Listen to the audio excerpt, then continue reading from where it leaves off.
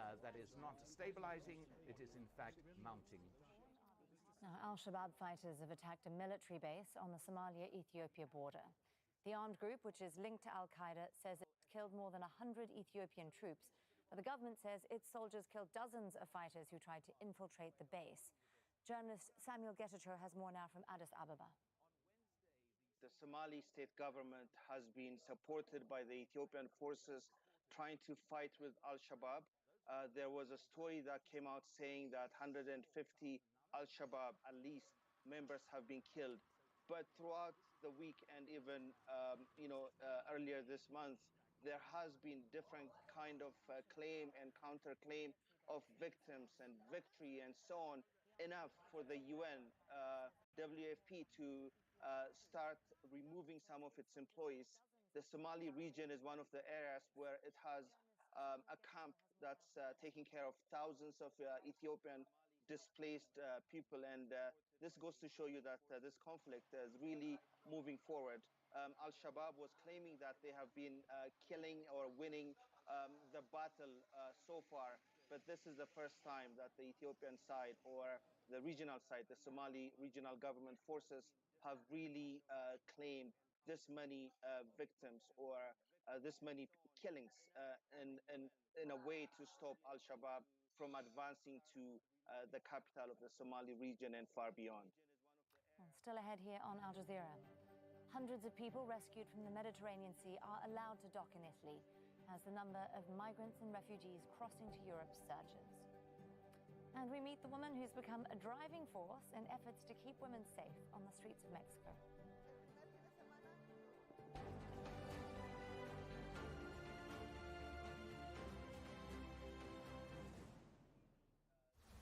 The journey has begun. The FIFA World Cup is on its way to Qatar. Book your travel package today. Okay, Songdo is what many would call a rainmaker. It's not a typhoon, it's not even a tropical storm, it's just a tropical depression whose name disappears on Sunday because we no longer can track it. But the result of its existence is this line of rain, heavy rain moving into the western side of South Korea and catching southern Japan, where it's already produced a fair amount of rain. On the Chinese side of that circulation, it's just an increase in cloud and rain, but it's not extreme anywhere in China, in fact. Still quite hot in places and humid, but temperatures are coming down a little bit. There are warnings out at the moment. They probably will be taken away. In the west, up on the higher ground, you do see developing showers, but this is consistent with this time of the year. The heavy rain remains out over the Korean Peninsula. Rainmaker. It's not a typhoon, it's not even a tropical storm, it's just a tropical depression whose name disappears on Sunday because we no longer can track it, particularly in the central. But the result of its existence, of course, is this line of rain, heavy rain moving into the western side of South Korea and catching equally an increase in the rain. It's already produced likely in Cambodia and some on the Chinese side of that circulation. It's just an increase in cloud and rain. Focus has been in India, anywhere in China, in fact. Still quite hot in places and humid. Temperatures are coming down a little bit, but increasing. The rain seems like to get heavy further south, taken away. There's a warning in the west, very soon. On the higher ground, you do see developing showers, but this is consistent with this time of the year. The heavy rain remains. Rainmaker. It's not a typhoon, it's not even a tropical storm, it's just a tropical depression whose name disappears on Sunday because we no longer can track it, particularly in the central. But the result of its existence, of course, is this line of rain, heavy rain moving into the western side of South Korea and catching equally an increase in the rain. It's already produced likely in Cambodia and some on the Chinese side of that circulation. It's just an increase in cloud and rain. Focus has been in India, anywhere in China, in fact. Still quite hot in places and humid. Temperatures are coming down a little bit, but increasing. Heavy further south, taken away. There's a warning in the west, very soon. On the higher ground, you do see developing showers, but this is Qatar Airways, the heavy rain, official airline of the journey. Rainmaker. It's not a typhoon, it's not even a tropical storm, it's just a tropical depression whose name disappears on Sunday because we no longer can track it, particularly in the central. But the result of its existence, of course, is this line of rain, heavy rain moving into the western side of South Korea and catching equally an increase in the rain. It's already produced likely in Cambodia and some on the Chinese side of that circulation. It's just an increase in cloud and rain. Focus has been in India, anywhere in China, in fact. Still quite hot in places and humid. Temperatures are coming down a little bit, but increasing. In the west, very soon. Iran's president has visited areas hit by flooding and landslides. Heavy rain has caused havoc in dozens of It's not a typhoon, it's not even a tropical storm, it's just a tropical depression whose name disappears on Sunday because we no longer can track it, particularly in the central. But the result of its existence, of course, is this line of rain, heavy rain moving into the western side of South Korea and catching equally an increase in the rain. On the Chinese side of that circulation, it's just an increase in cloud and rain. Focus has been in India, anywhere in China, in fact. Still quite hot in places and humid. Temperatures are coming down a little bit, but increasing. Video taken by onlookers shows the attack on 39-year-old Alika Oguchukwu. He was selling goods when the attacker grabbed his crutch and beat him to death. Bystanders or police didn't intervene. The victim's wife and members of the Nigerian community held a demonstration demanding justice. An Italian man has been arrested. Well, The growing numbers of migrants and refugees arriving in Italy is being politicised ahead of September's snap election. Natasha Ghanaian reports on how the issue is influencing voters in Lampedusa. The aquamarine waters of the Mediterranean, surrounded by craggy cliffs, keep luring tourists to these coves. However, vacationers aren't the reason this small Italian island has made headlines in recent years. In 2013, 368 migrants and refugees died when an overcrowded boat capsized near Lampedusa. It was one of the worst shipwrecks in modern European history.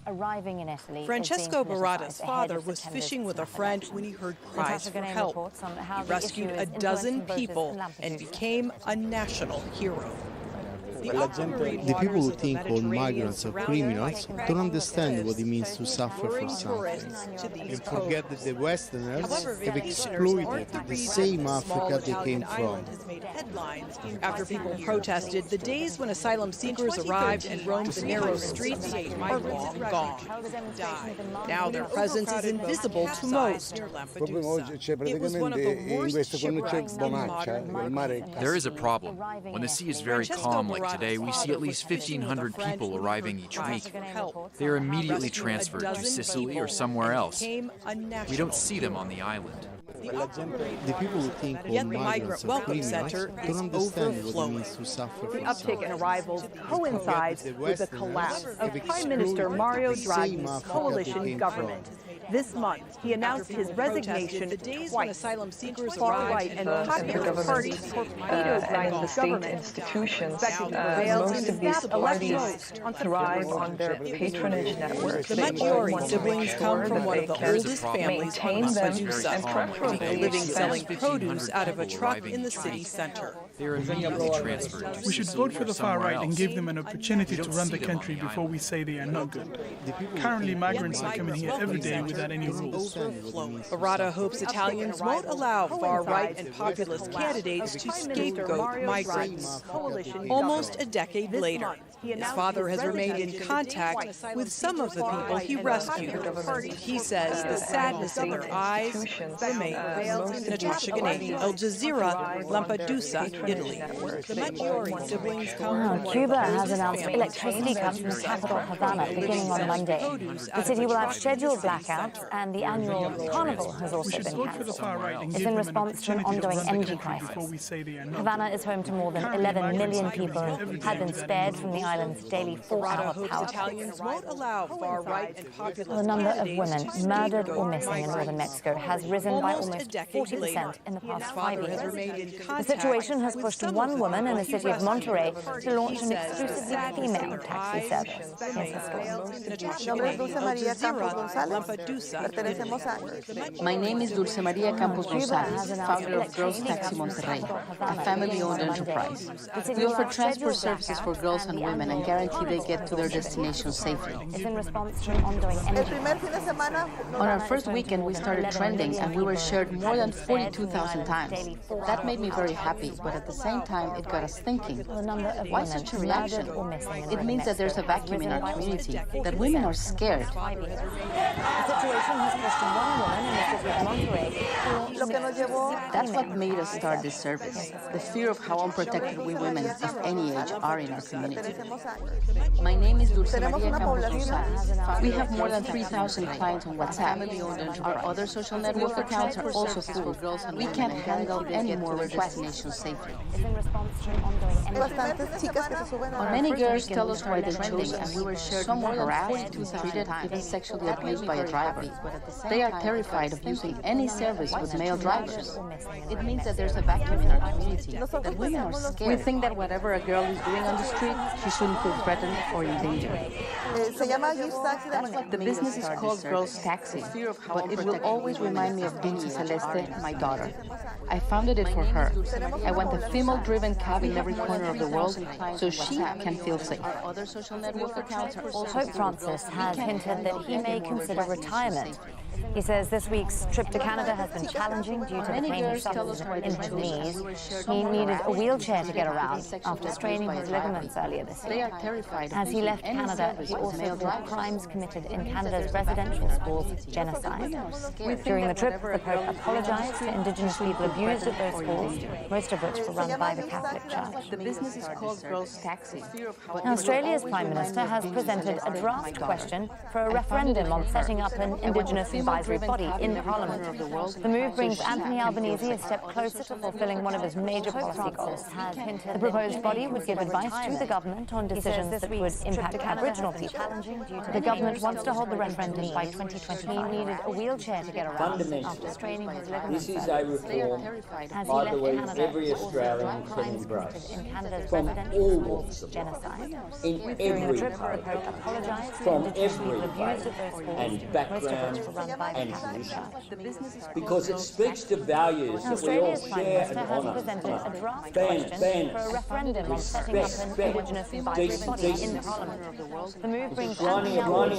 will be a national achievement. It will be above politics. A unified Australian moment. Well, the protests in Hong Kong 3 years ago weren't just about demands for political change. People were also angry about the widening gap between the rich and the poor, especially a lack of affordable housing. But a new outbreak of COVID-19 is exposing growing inequality. And as Adrian Brown reports now from Hong Kong, the anger is still there. Hong Kong's real estate is consistently ranked as the world's most expensive. It also ranks high for something else, inequality. The city's just recorded its hottest week on record. So, imagine what it's like to live here. A windowless cubicle measuring just over 2 square meters. How long family-owned enterprise. We offer transport services for girls and women. For $270 a month, David Lau rents a space just big enough for a bed and his few belongings.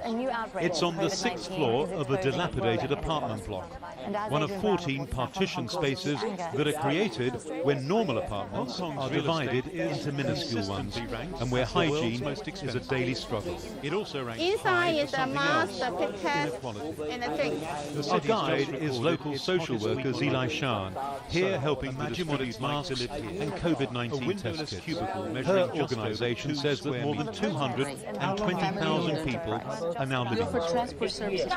I last reported on this problem 13 years ago. What you're looking at are cages, not for animals. It's on the 6th floor of a back then, Mrs. C had already spent more than a decade campaigning against so-called cage homes. She says not much has changed since we last spoke, and where hygiene is a daily struggle. Inside is a mask, and then we can the cage home should be normal. Well, the reason why so many people live in these squalid and often dangerous...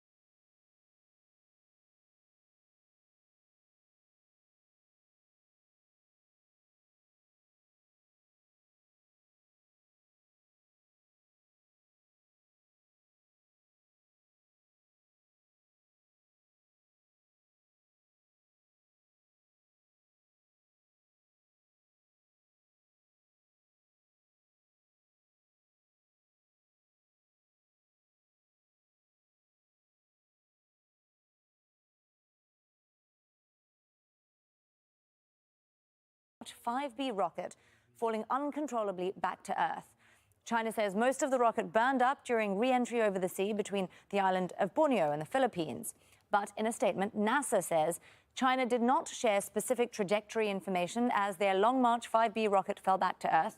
It went on to say that all spacefaring nations should follow established best practices and do their part to share this type of information. Doing so is critical to the responsible use of space and to ensure the safety of people here on Earth. Well, the issue of space junk is a growing problem. Most rockets and satellites burn up during re-entry into the Earth's orbit, but some debris does reach Earth's surface intact.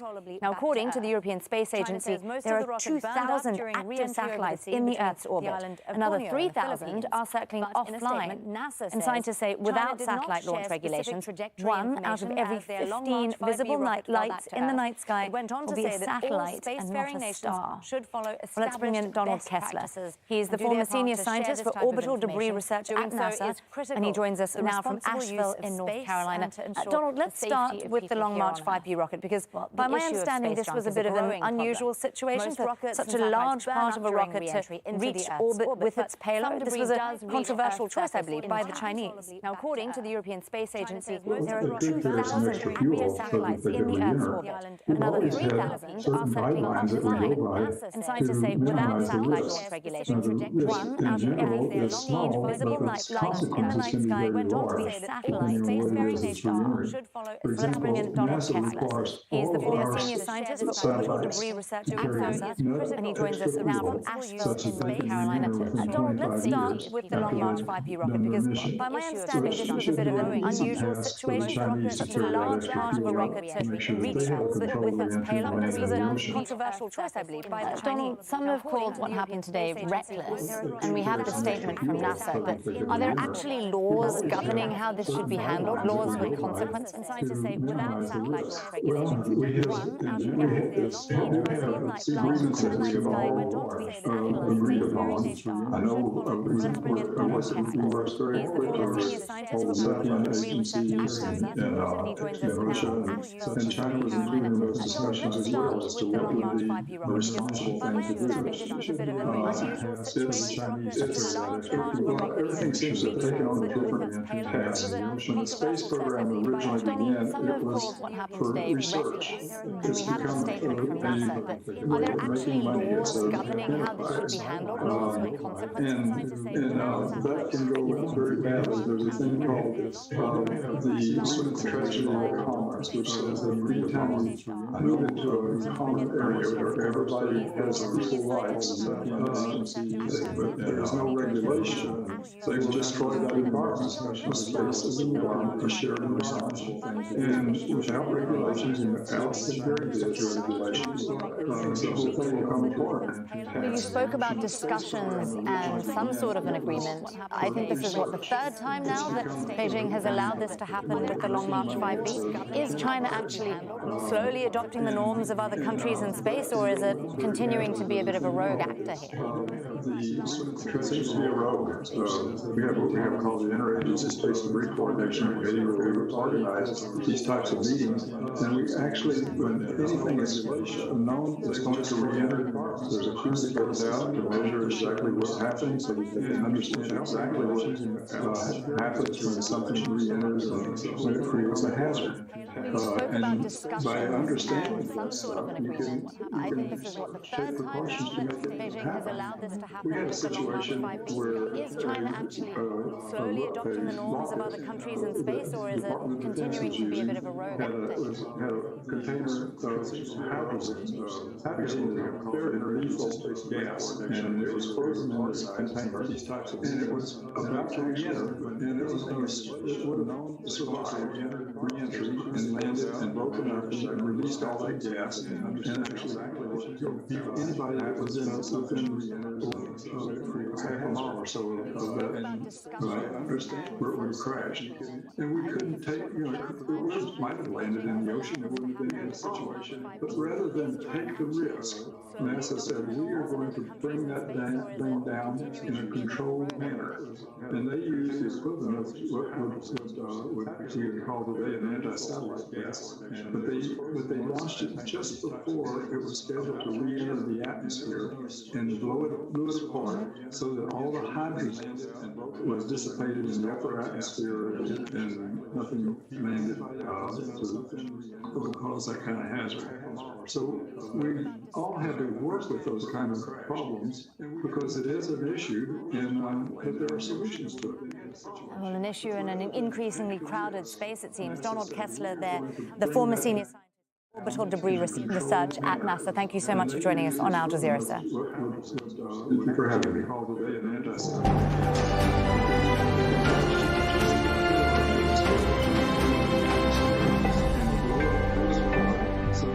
Hello there, this is Al Jazeera, and these are the headlines.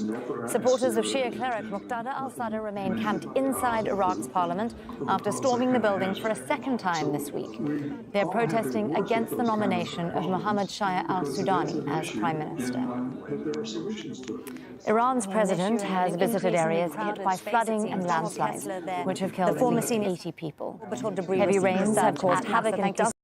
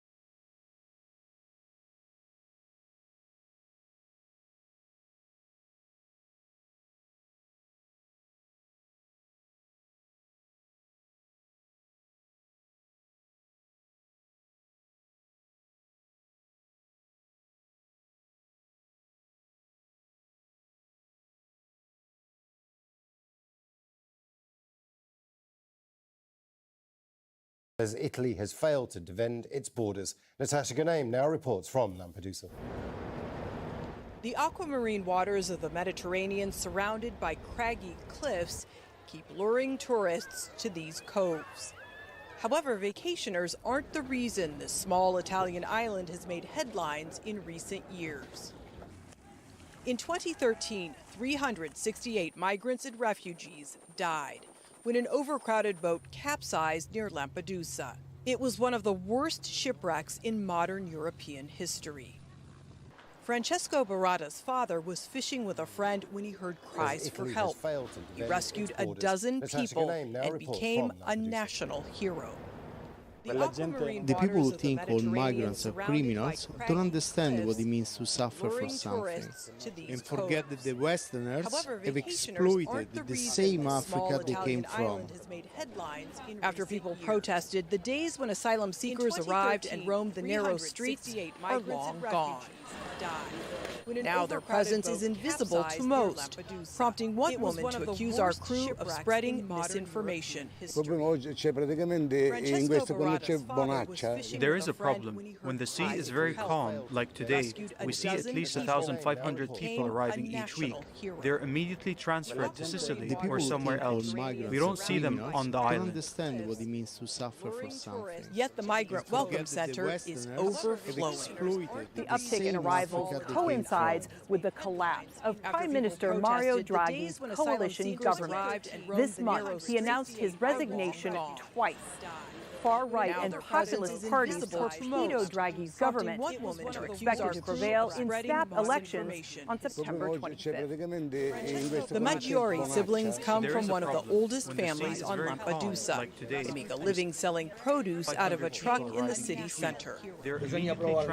We should vote for the far-right and give them an opportunity to run the country before we say they are not good.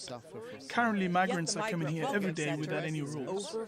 Barada hopes Italians won't allow far-right and populist candidates to scapegoat migrants.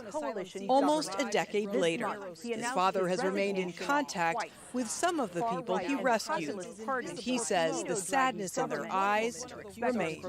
Natasha Ganaim, Al Jazeera, Lampedusa, Italy.